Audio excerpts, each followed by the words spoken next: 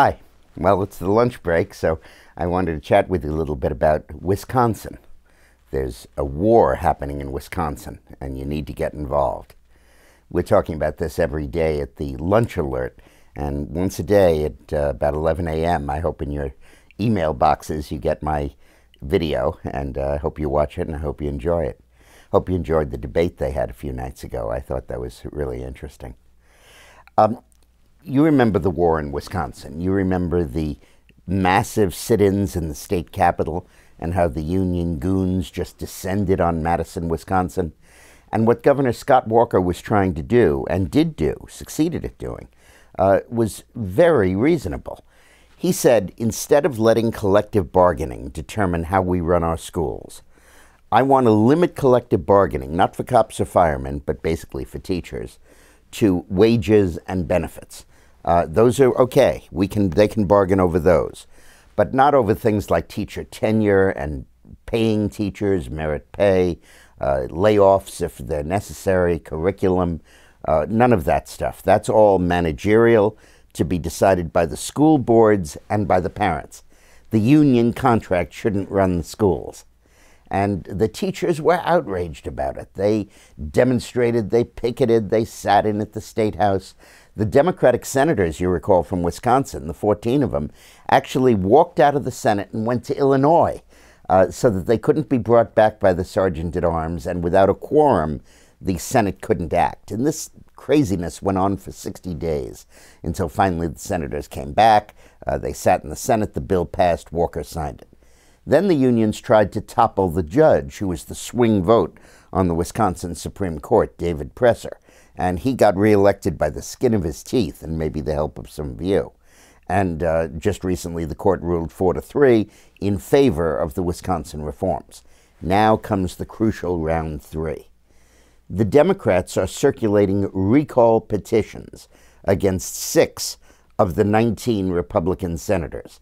And they only need to defeat 3 of them to flip control of the Senate and give the Democrats control. Under Wisconsin law, if you get 25% of the signatures of the people who voted in a gubernatorial election in a district, you can have a new election in that district. Now, the unions have been working like crazy to get that, and that's a heck of a requirement. About a quarter of the population or of the voters to sign a petition, and they succeeded in 6 of those states. And 3 of the 6 of those districts, and 3 of those districts are really marginal. The Republican won by the skin of his teeth. It was a very close vote. So they're really worried that those districts are going to topple to the Democrats. Control of the Senate will flip, and it'll be possible to begin at least stalemating and perhaps even repealing some of these Walker reforms. But more importantly, if the recall succeeds, it will send a reign of terror throughout the country. State houses all over America, the unions will again be in an ascendancy.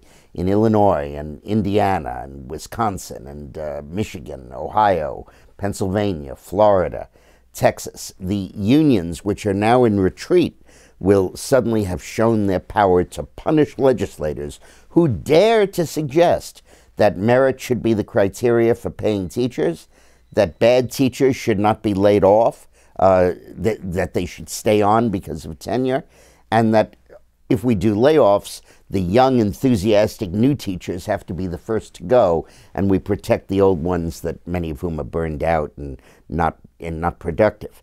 So those are the issues. Those are the stakes in this recall battle.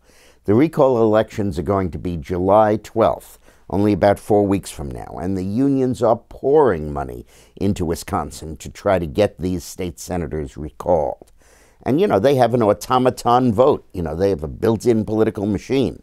The public is largely against them, but the machine can operate.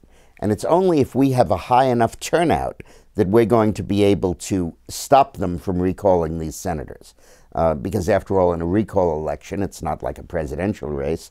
There's a fairly low turnout, and the union is hoping that when its goons come out to vote, that will be a majority of the electorate. So please do everything you possibly can to help stop the recall of these senators. It's not just a question of breaking the power of the teachers' union and one of the financial props of the Democratic Party. It's far more than that. It's not even a question of balancing state budgets. It's even more than that. The issue is whether we have any potential to reform education and bring educational quality to our public schools. So thanks for listening, and have a nice lunch and get busy.